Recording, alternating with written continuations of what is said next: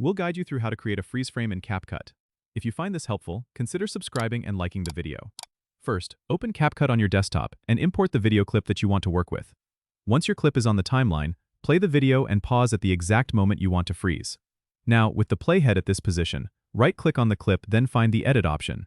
In the drop-down menu, select Freeze. You'll notice that CapCut automatically inserts a still image of the frame in your timeline, extending from the point you selected. You can adjust the duration of this freeze frame by dragging the edges of the frozen frame in the timeline to make it longer or shorter according to your needs. This is great for emphasizing a moment or adding text overlays. Once you're satisfied with your freeze frame, you can add any additional effects or text to enhance it. To export your video, click the Export button at the top right of the screen, choose your desired settings such as resolution and format, and then click Export again to save your edited video to your computer. Now you have successfully created a freeze frame in CapCut using your desktop.